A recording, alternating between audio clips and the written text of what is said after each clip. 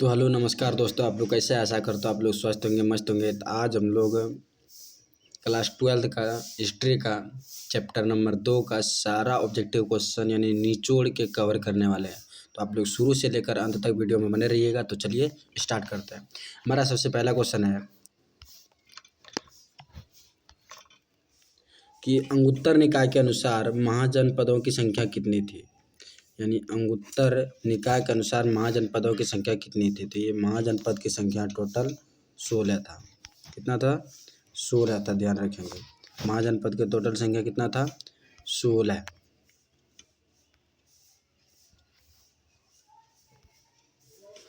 Second question है कि मगध साम्राज्य का स्थापना किसने किया था। तो मगध साम्राज्य का स्थापना जो है ये बिंबिसार ने किया था। ध्यान रहे। अगला क्वेश्चन है कि चंद्रगुप्त मौर्य का शासनकाल कब से कब तक था। यानी चंद्रगुप्त मौर्य का शासनकाल क्या था ये बताना है। तो चंद्रगुप्त मौर्य का शासनकाल जो है 323 से 298 ईसा पूर्व तक था। अगला है कि विक्रमादित्य की उपाधि किस सम्राट ने ग्रहण किया था। तो विक्रमादित्य का उपाधि जो है किस सम्राट ने ग्रहण किया था ये बताना है। तो विक्रमादित्य की उपाधि जो है ये चंद्रगुप्त द्वितीय ने ग्रहण किया था। चंद्रगुप्त द्वितीय ने। अगला है मुद्रा राक्षस किसकी रचना थी। तो मुद्रा राक्षस ये विशाखा दत्त की रचना है। मुद्रा राक्षस विशाखा दत्त की रचना थी। अगला क्वेश्चन है कि मौर्य साम्राज्य का प्रथम शासक कौन था। मौर्य साम्राज्य का प्रथम शासक कौन था।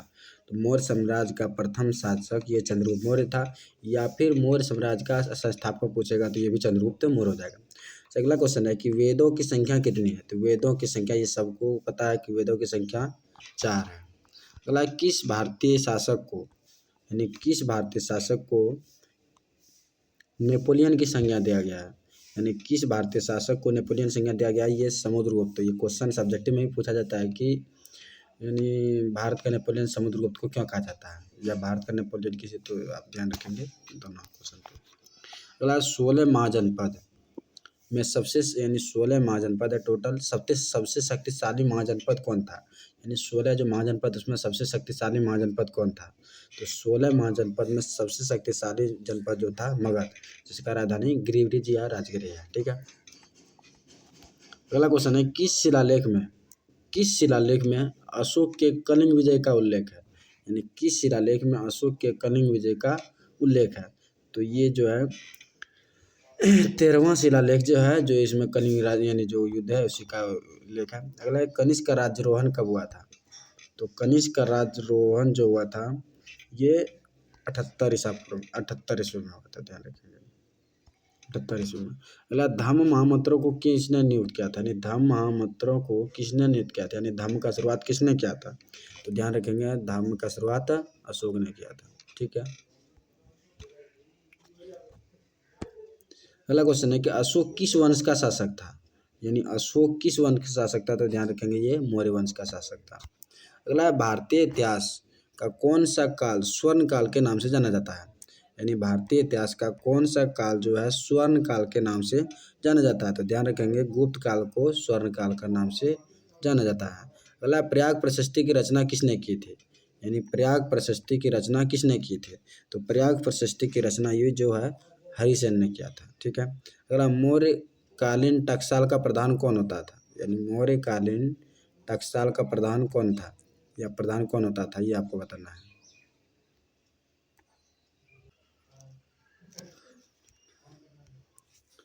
तो ध्यान रखेंगे ये लक्षणाध्याय। अगला है रायतरंगिणी का लेखक कौन है। तो रायतरंगिणी का लेखक ध्यान रखेंगे रायतरंगिणी का लेखक जो है कल्हन के द्वारा ये रायतरंगिणी पुस्तक लिखा गया है। अगला अर्थशास्त्र और इंडिका से किस पुस्तक के विषय में जानकारी मिलता है। तो ध्यान रखेंगे अर्थशास्त्र और इंडिका पुस्तक से जो है जानकारी ये मौर्य वंश के बारे में जानकारी मिलता है। अगला अर्थशास्त्र की रचना कब हुआ था। यानी किस शताब्दी में हुआ था अर्थशास्त्र की रचना। तो अर्थशास्त्र की रचना ये 4वीं शताब्दी ईसा पूर्व में हुआ था। अगला पतंजलि के महाभाष्य से हमें जानकारी मिलता है।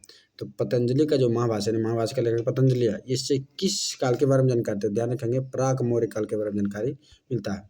अगर अर्थशास्त्र का लेखक कौन है। तो अर्थशास्त्र का लेखक ये चाणक्य यानी चाणक्य या फिर कौटिल्य है, जिसको विष्णुगुप्त के नाम से जानते हैं। अगला क्वेश्चन है कि बिंबिसार का संबंध किस वंश से है। तो बिंबिसार का संबंध जो है ये हर्यक वंश से है। किस वंश से है। हर्यक वंश से है। क्योंकि आपको पता होगा हर्यक वंश का संस्थापक है ये बिंबिसार, तो ध्यान रखेंगे। अगला है वज्जी को सामाजिक ग्रंथों में क्या कहा गया? तो वज्जी को सामाजिक ग्रंथ में राजतंत्र का संज्ञा दिया गया है। अगला जनपद का शाब्दिक अर्थ क्या होता है? तो जनपद का शाब्दिक अर्थ होता है जहाँ लोग अपना घर बनाते हैं, जहाँ लोग अपना क्या करता है?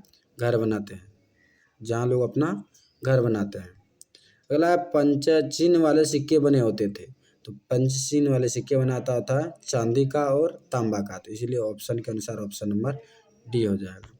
अगला अशोक द्वारा प्रचारित बौद्ध धर्म कहाँ प्रचलित नहीं हुआ था? तो अशोक द्वारा प्रचारित बौद्ध धर्म ये ब्रिटेन में प्रचलित नहीं हुआ था। अगला है पाटलिपुत्र नगर की स्थापना की गई थी। पाटलिपुत्र का नगर का स्थापना किसके द्वारा किया गया था?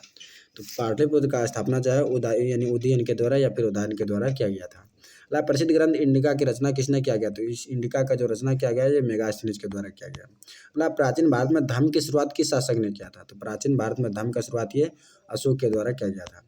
अगला महावीर ने पार्श्वनाथ के सिद्धांतों में नया सिद्धांत जोड़ा था, यानी महावीर ने पार्श्वनाथ के सिद्धांत में नया सिद्धांत क्या जोड़ा था? तो ये ब्रह्मचर्य जोड़ा था। ठीक है। अगला है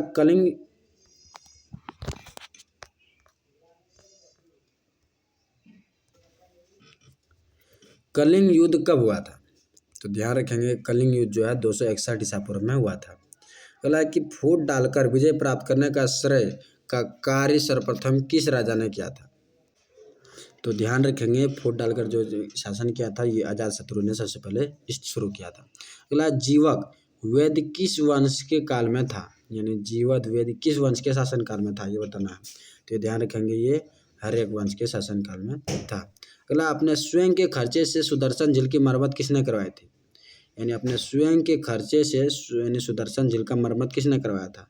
तो ध्यान रखेंगे ये स्वयं के खर्चे से सुदर्शन झील का मरम्मत जो है रुद्रदमन ने किया था। अगला पाटलिपुत्र नगर की स्थापना उदयन ने किस नदी के संगम पर किया था?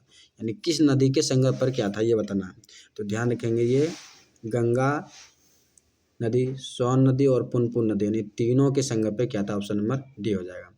अगला समस्त भारत ही नहीं एशिया एवं यूरोप में सर्वप्रथम हुनों को परास्त करने का श्रेय किस शासक को दिया जाता है? तो ध्यान रखेंगे ये शासक जो है स्कंदगुप्त को दिया जाता है। अगला है यूरोप का समुद्रगुप्त कौन था? तो यूरोप का समुद्रगुप्त कौन था? तो यूरोप का समुद्रगुप्त ये नेपोलियन था। अगला किसके अभिलेख में भूमिदान का उल्लेख मिलता है? तो ये प्रभावती गुप्त में भूमि का उल्लेख मिलता है। अगला भूमि अनुदान से संबंधित प्रथम अभिलेखीय प्रमाण किसका है? तो ध्यान रखेंगे ये सातवाहन काल का है। ठीक है। अगला 510 ईस्वी में सती प्रथा के साक्ष्य वाला प्रथम अभिलेख कहाँ मिला है? तो ये एरन अभिलेख या एरन सागर में मिला है। अगला अशोक ने महेंद्र एवं संघमित्रा को बौद्ध धर्म के प्रचार के लिए कहाँ भेजा था? तो ध्यान रखेंगे ये बौद्ध धर्म के प्रचार के लिए श्रीलंका भेजा था। अगला किस विद्वान ने मात्र अभिलेखों के आधार पर अशोक का इतिहास लिखने का यानी अधिक प्रयास किया था? तो ये विसेंट स्मिथ ने किया था। अगला मौर्य काल का निम्न में से कौन सर्वाधिक महत्वपूर्ण नमूना है?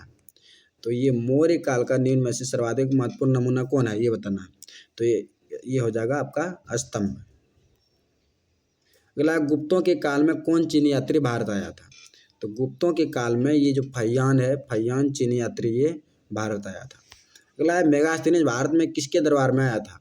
मेगास्थनीज यानी किसके दरबार में आया था? तो मेगास्थनीज जो है चंद्रगुप्त मौर्य के दरबार में आया था। अगला समुद्रगुप्त की जानकारी यानी होती है किससे मिलता है? समुद्रगुप्त का जानकारी किससे मिलता है? तो ध्यान रखेंगे ये प्रयाग प्रशस्ति से समुद्रगुप्त का जानकारी मिलता है। अगला नवरत्न या नवरल किस शासक के दरबार में रहते थे? नवरत्न जो है किस शासक के दरबार में रहते थे? ये विक्रमादित्य या फिर चंद्रगुप्त द्वितीय के दरबार में रहते थे।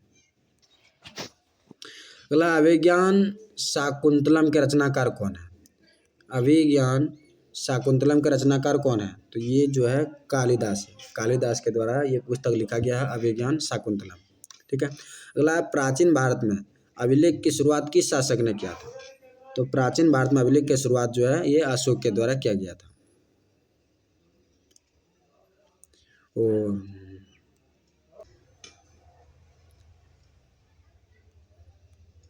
और ये लास्ट क्वेश्चन है कि किस शासक को प्रियदर्शी कहा गया? किस शासक को प्रियदर्शी कहा गया था? ध्यान रखेंगे अशोक को प्रियदर्शी का संज्ञा दिया गया है। तो इस चैप्टर में हम लोग संपूर्ण 50 क्वेश्चन कवर कर लिए। इससे आपको उम्मीद है इससे एक भी प्रश्न आपका इस चैप्टर से बाहर नहीं आएगा। आशा करता हूँ आपको ये वीडियो पसंद आया होगा। तो अगर पसंद आया होगा तो सब्सक्राइब, शेयर और लाइक ज़रूर करें। मिलते हैं तब तक नेक्स्ट वीडियो में, तब तक के लिए धन्यवाद।